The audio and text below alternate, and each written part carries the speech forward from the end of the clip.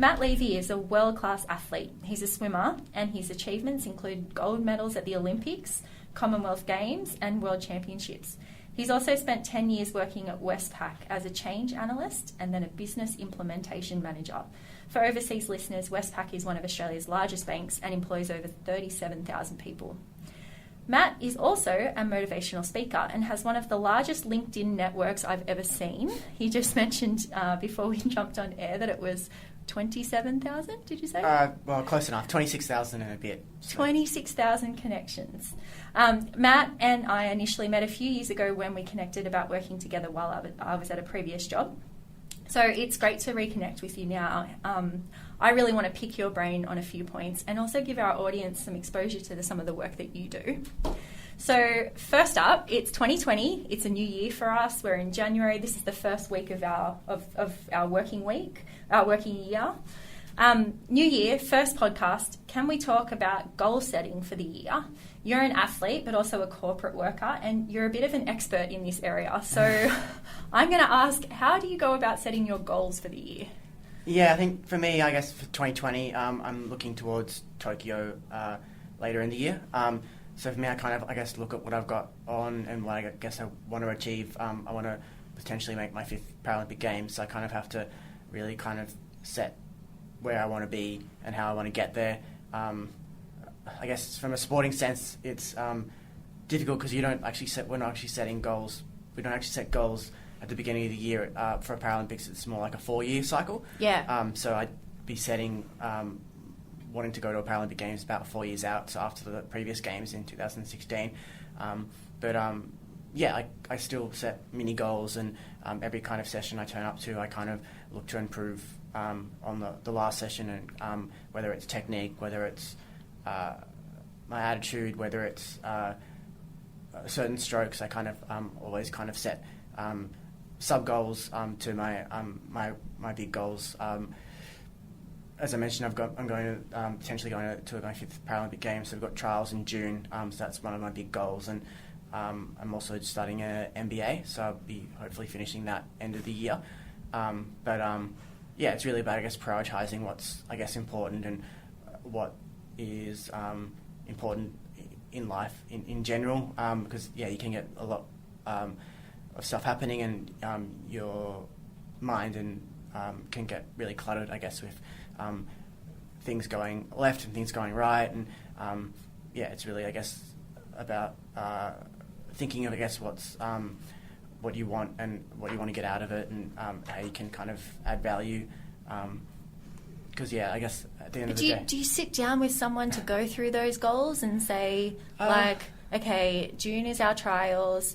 When are the Tokyo Olympics? So September. Yeah. So do you sit down with someone and go, how are we tracking? Do you have like a mentor for your whole of life? Someone who can cover your swimming and your work and your MBA?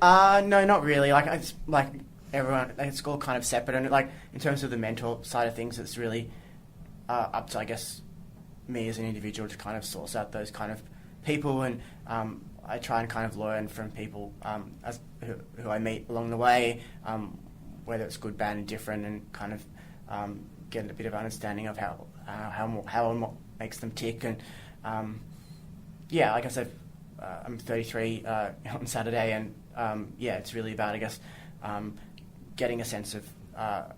Well, you've been doing this for a long time then. Yeah. So if you're going to go to your 5th Olympics. Yeah. So it's really about, I guess, like taking bits and pieces from everyone kind of that you meet. I do have like my coach that trains me, and I train the squad and that kind of stuff. So I do, like, I guess, assess goals from that aspect, and from an MBA and work-life perspective, like you've got your manager, you've got people that you work with on a daily basis for education side of things. So there's like a lot of different, I guess, people that can actually help you on career progression and career direction, and may not necessarily be someone that's associated with that particular field, but I guess if you can kind of learn and understand something in a different way, it can hopefully help you lead you in a better and a more valued path.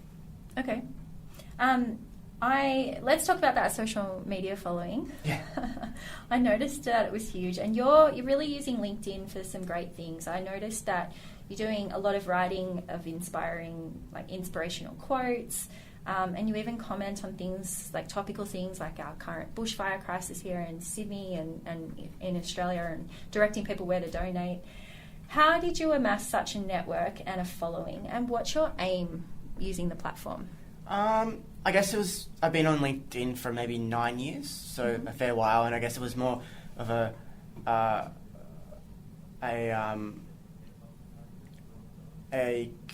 network and a following, I guess, that kind of morphed from, I guess, the posts that I posted, and it really kind of wasn't something that I kind of set out to do. It was more like kind of a evolving piece. Yep.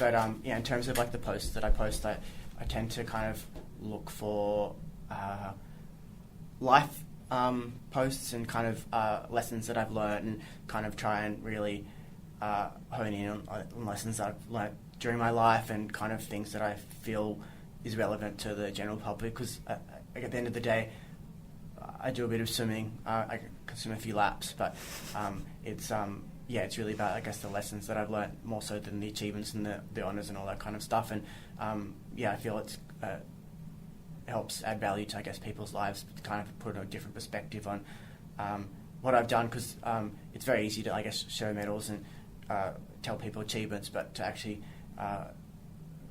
tell people, I guess, how the lessons you've learnt through those achievements and through those obstacles is totally different. And I use that as, like, I guess, a platform to kind of teach people, I guess, what I've done and how I've done it and that kind of stuff. But I guess it's funny, like LinkedIn. Like I never tried to kind of amass a great following. It was more, I guess, posting about my achievements and all that kind of stuff. I guess what happens is that because that's how I found you. Your story resonates. It's a unique story, and you come from it's a different perspective, I guess. So as soon as you're sort of putting your lessons out there, it's a different voice that you get to hear on, to get to see and follow on a professional platform, because you're sort of teaching lessons from your point of view that people can apply to their work and their life more broadly. Yeah, and that's, I guess, the great thing about sport. Like, it's relatable to a lot of different facets of your life, and I found, like, my work at Westpac and my education stuff, like, it's very translatable. It's just a matter of, I guess, like, putting on a different hat. And it's great. I guess I've been able to work in a corporate environment for so long. I've able to, I guess, see the synergies. Athletes that are not as lucky as me, that are just doing their sport, it's harder for them to kind of comprehend, I guess. Oh, that's a good point. Where there's professional athletes who get paid to do what they do full time, they also kind of miss the opportunity of also working at the same time. It's kind of like a catch-22. Yeah, it definitely is. But I guess obviously they're in those professional sports, they're earning a lot of money, like more than what we'd earn in a career. Yeah. But I guess you'd have a different perspective on life and how, I guess, the experiences kind of conjure up in. Yeah, it's how you look at it, I suppose. Yeah. Now, a business implementation manager and an MBA and a swimmer, this is, we like to hear from the people that we interview what sorts of technology people use throughout their day that makes things seamless. So our platform is all about trying to have a connected experience, have a seamless user experience. So I wanted to ask you, what other technology are you using? So, what I find, I'd love an example where, similar to LinkedIn, can you give us an example of something that maybe a lot of people use, but they don't really know how to maximize, like what you've done with LinkedIn? I guess having a disability and being vision impaired, I use magnification technology quite a lot.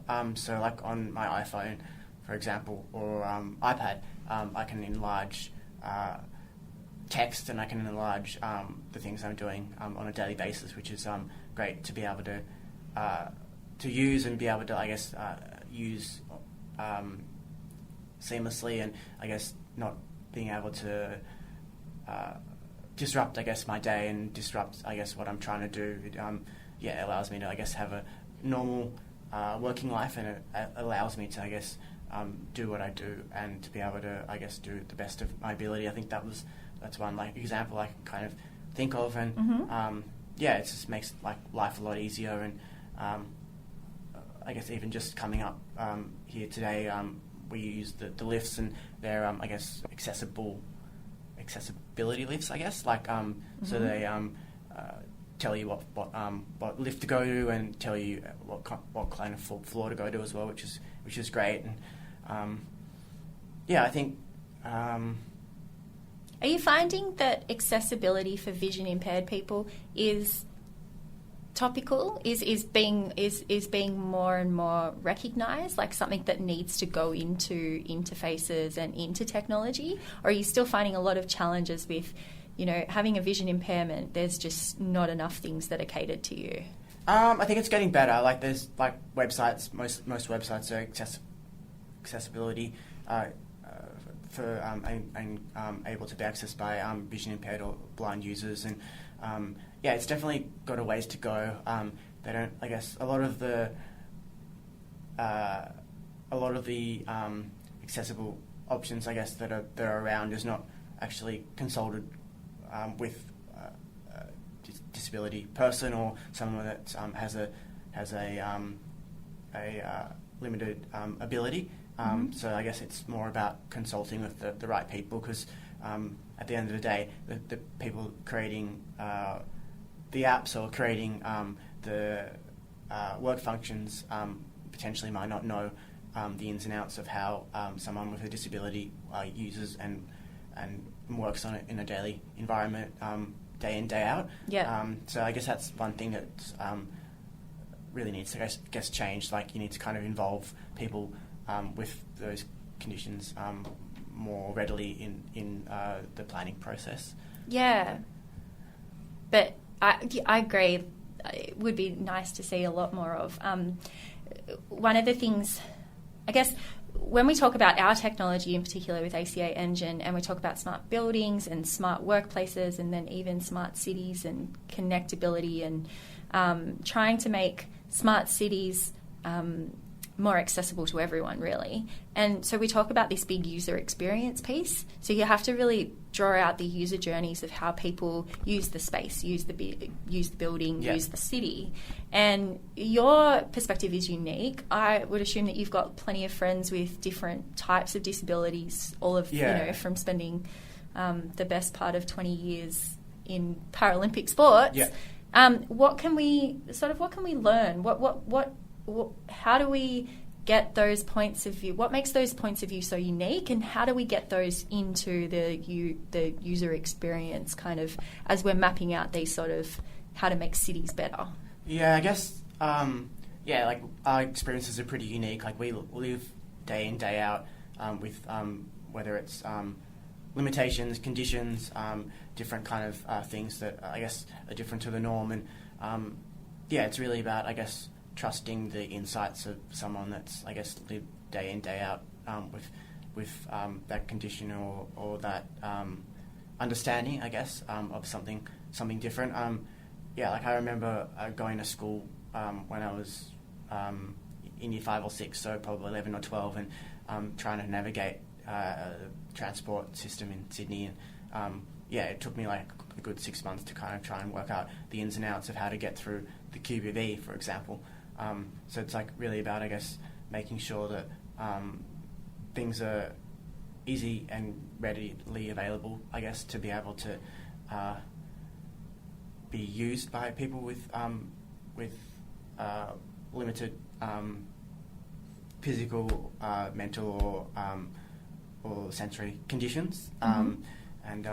It's like it's difficult, I guess. Like you don't want to involve people too early, but you don't want to involve people at the last second either, which means that all the kind of stuff's been signed off, all the stuff's been done. But it's really, I guess, being aware of what's around us and being able to kind of understand things a bit more.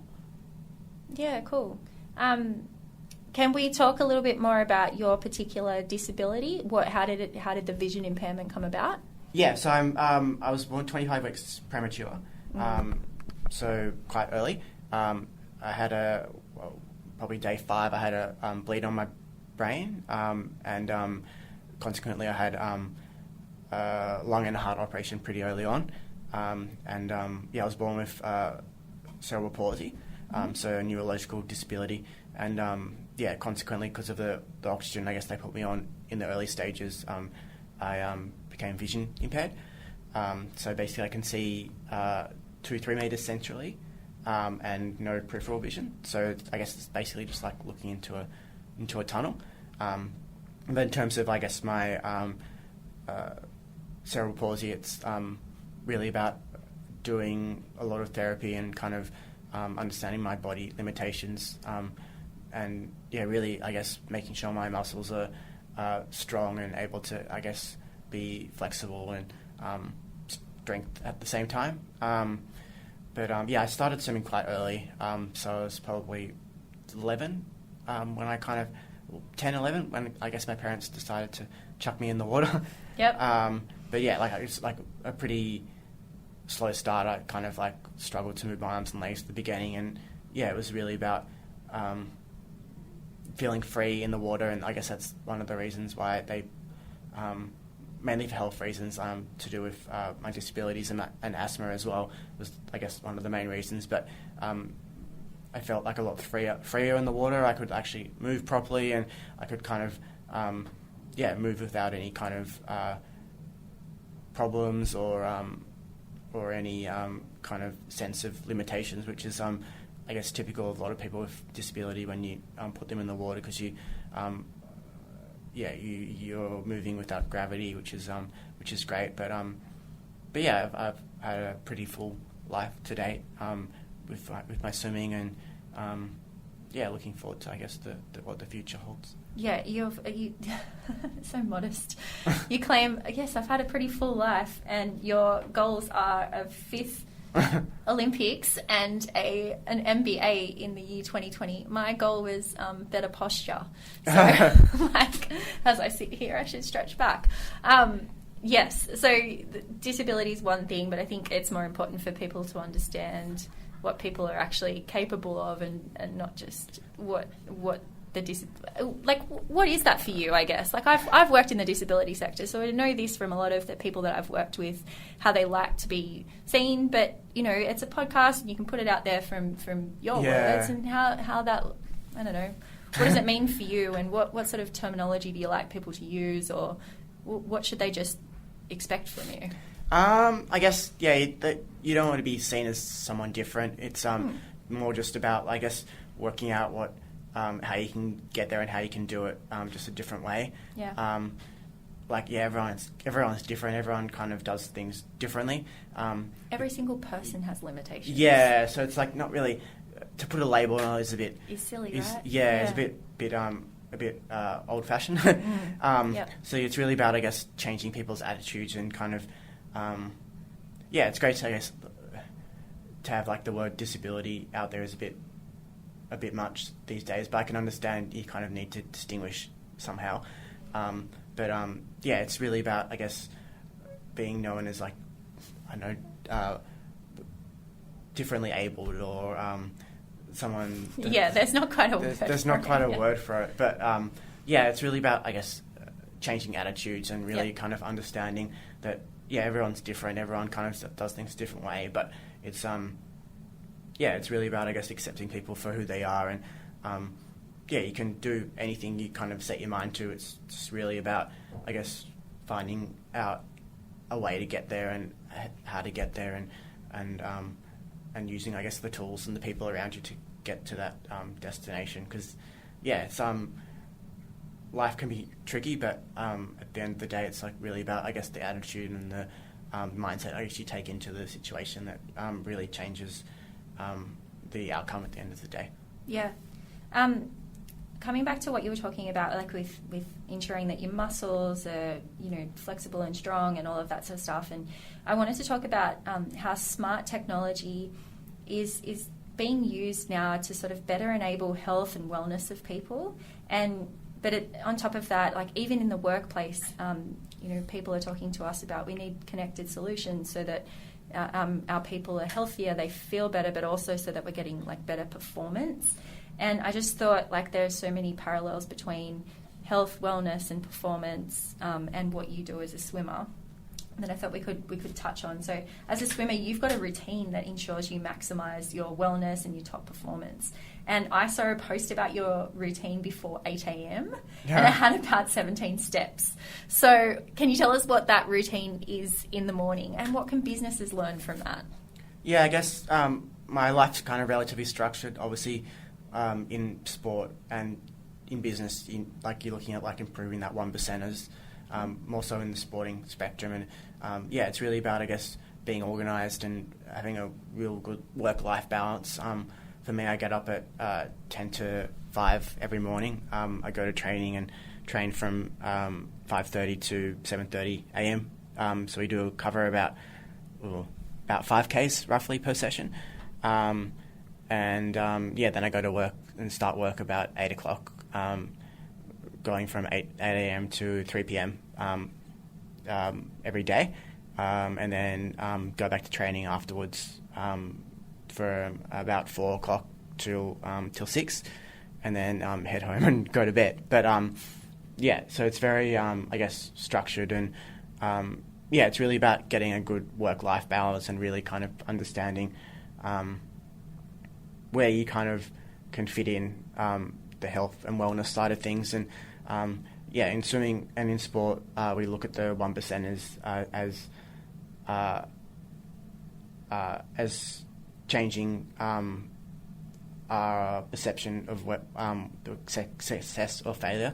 It's really about, I guess, not leaving any stone unturned in your quest for success. And it's really about, I guess, being mindful of what you put in your body and what you kind of do on a daily basis, and make sure you've got a healthy mind and healthy body to be able to, I guess, get into that routine and really kind of understand how to improve yourself as a person. And it becomes pretty prevalent in sport to really kind of look after your body and look after your mind and really kind of take the people on the journey with you, because it's a lonely world out there in sport, and it's really pivotal. Like, it doesn't take one person to get there; it takes a whole army. And for me, it's my whole career has been about, I guess, taking people on that journey, and whether it's my parents, my friends, my co-workers, the people I train with, it's really about, I guess, them understanding where I want to go and me understanding where they want to go, and kind of getting the best out of both worlds. Oh, okay. Oh, yeah, that makes a lot of sense. But your post also included things like your nutrition. Yeah. So, like when in that 15 minutes between the end of swimming and the start of work, like what you eat, and are meals sort of a crucial, like a meal's time, do they a crucial part of the nutrition? And is this, we're seeing trends in like places like Google and big consulting firms that they provide really healthy meals now, because for them to improve the health and wellness of their people, and for them to improve the performance of their people, feeding them good food at the right time seems to be a good win for them. And they're taking that straight out of an athlete's playbook. Yeah, like I definitely, I guess it's kind of automatic these days, but for me, I guess, I find that I eat pretty clean meals. I don't eat like processed foods or fried foods, and I really feel that, I guess, by me eating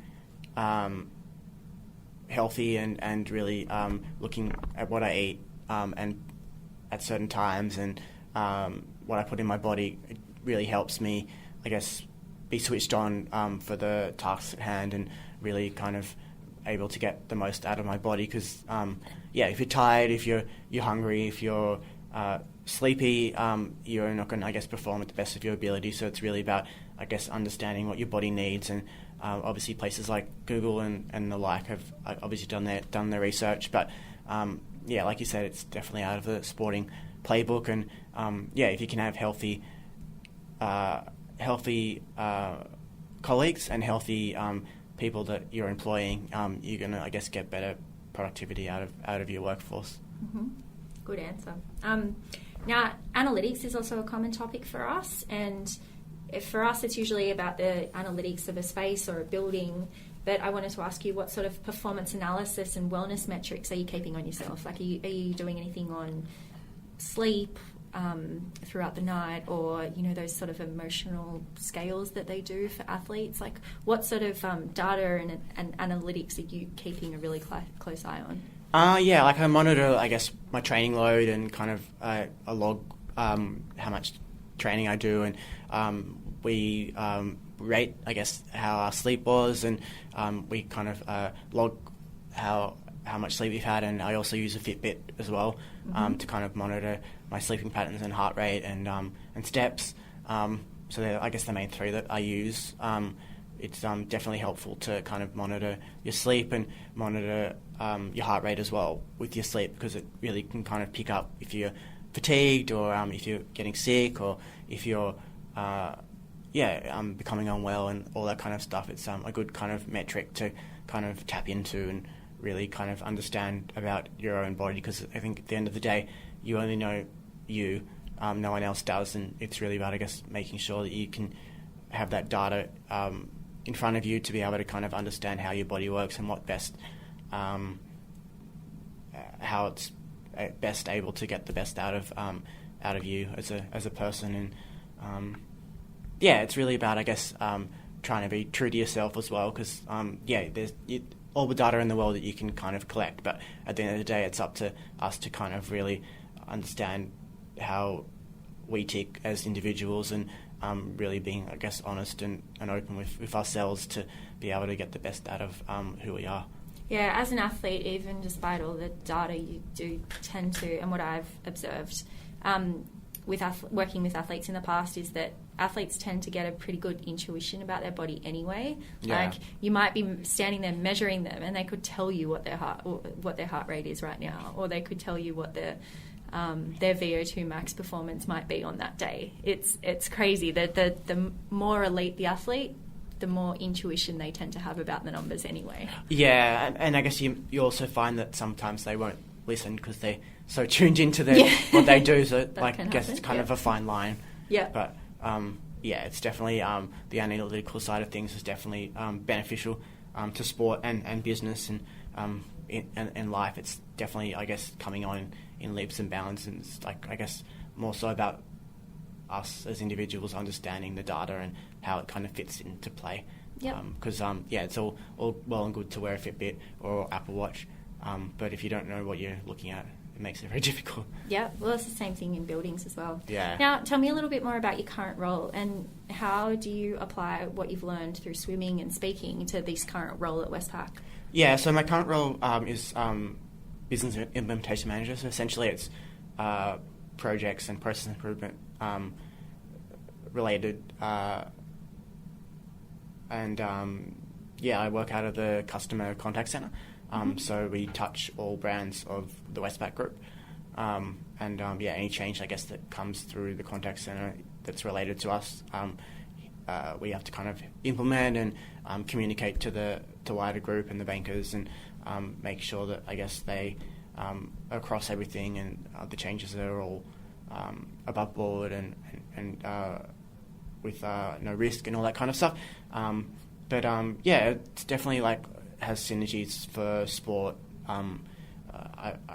The discipline and the I guess the time management and the goal setting and the value add and all that kind of stuff, I guess, comes into play when you're kind of looking at what you do on a daily basis in the corporate environment. And it's really about, I guess, for me, it's really about understanding how to kind of implement that from a sporting environment into my working life. And it's definitely a lot of synergies, and definitely kind of helps with my daily working life, and in terms of the motivational speaking, it's it's great to, I guess, give back. Sounds like a bit of a breakaway from the day in, day out project and process management. Motivational speaking sounds like miles away from that. Yeah, but it's more about, I guess, telling people, I guess, what I've learnt in my life, and kind of putting a bit of a spin on, making, I guess, simplifying, I guess, what I've achieved, and how I've kind of got there, and why I've got to where I've got through, I guess, what kind of processes that I've used. And it's really trying to, I guess, not so much harp on, I guess, my experiences, but more on the, I guess, the process that I've used to get there. And it's great to, I guess, be able to do something that's totally different, and to be able to, I guess, share my journey with people, not just my achievements, but I guess the method that I've got to get there, and how I've kind of understood that my career is not just about results, but it's about, like, what you learn from it, and how you kind of use that journey to, I guess, move forward in a meaningful way, I guess. Yeah. You do a lot of talks to businesses and government organisations, right? So what are those talks about, and what are you trying to educate people about? So mainly the process, like what makes your talks unique to other professional speakers? It's mainly about the process, I guess, that I go through, and how I kind of got to where I've got. Do people recognise you? Like, do they, I mean... No, not really. They don't? No? No, I guess most of the people that I kind of talk to, they're more captivated about, I guess, how I've got there, and the lessons I've kind of learnt, as opposed to the results that I've got. And it's pretty easy to kind of talk about yourself, but I guess they kind of recognise the places and the things that I've done more so than the actual name. Okay. I'm not like a famous tennis player or Grant Hackett or one of those. But it's mainly about, I guess, giving them a sense of how I've got to where I've got, and how I've got to do what I've done through, I guess, the path that I've taken. I've had a lot of obstacles and stuff put in my way, but I haven't let that, I guess, detract from who I am and how I've succeeded in life. And I kind of try and have the message that whether you succeed or you fail, you've still won at the end of the day. It's really about, I guess, making sure that you've learned from that situation, whether you feel it's a negative or a positive. You can learn from any situation and really kind of go out from that situation on top. It's just a matter of, I guess, changing your mindset around what you're trying to achieve. Yeah, but if you didn't make it to Tokyo, I'm guessing that would leave a big... No, not really. It's it'd be you're allowed to be a competitive. It would be a bit disappointing, but I guess I have been to 4 games, so it's like not many people get to do 5 Olympic games. Yeah, not many people, but it's still you have to kind of, I guess, look at it that, like, they have qualifying times. They have times that I have to hit. If you don't hit them, well, you don't hit them. Like, you obviously didn't train as hard as someone else, or you had a bad day. There's, like, I guess, no rhyme or reason to be disappointed or see it as a success or a failure. It's more about try again next time, or kind of learn from what you've kind of done. Try again? Maybe. You would go back at 37 and do it again? No. No. Okay, all right. Now I have one last question for you, because I've always wondered about those 3 little letters OAM and how they come about. Can you tell us about that experience? Yeah, sure. So I was awarded the OAM Order of Australia medal back in 2014. So it was my services to sport, and that was based off my London 2012 Paralympic Games. So I won gold, silver, 3 bronze at those games. So yeah, it was great. It's great to, I guess, be acknowledged for my service to sport and kind of what I've done to date. And yeah, it was it's great kind of to be awarded something that's so prestigious. And it was awarded on the Australia Days Honour List in 2014, and you go to like a ceremony in your home state for about maybe 50 or 40 other people, and you get presented with a pin and a medallion, which is pretty cool.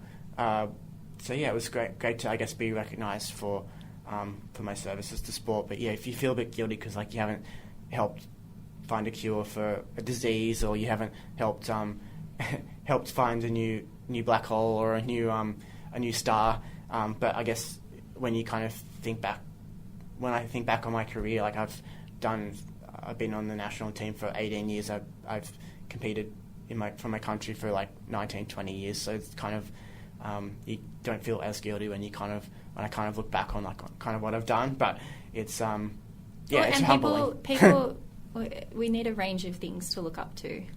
You know? Yeah, you can't be all one dimensional all the time, and it's good to have, I guess, a variety of things to be able to look up to, and for the general community to look up to as well. Yeah, and I think that's a really special kind of little thing to be awarded in recognition of the service that you've done to sport and to, I guess, the broader community. So that covers all of my questions. Did you have anything that you wanted to add leading into your next 12 months, I guess? Anything that you wanted to add? You can absolutely plug your speaking gigs if you like. Next 12 months is very busy, and if anyone wanted to hear me speak and like learn about my journey and learn, I guess, about what I have achieved and the lessons I've learned, feel free to, I guess, reach out. I have a LinkedIn presence, so if you just search Matt Levy, you should be able to find me. It's really, for me, it's really about kind of being the best version of myself and being the best person that I can be, and whether that's in the pool, whether that's in education, whether that's at my day job. It's really about, I guess, ticking off those 1%ers and really understanding how you can kind of add value to your lives day in, day out. Great. Thank you so much. Good luck with the campaign for Tokyo 2020. I really hope that you get there, because it would be good to see someone with 5 Olympics under their belts. That doesn't really happen very often. Thank you for your time. Thank you. Thanks for having me.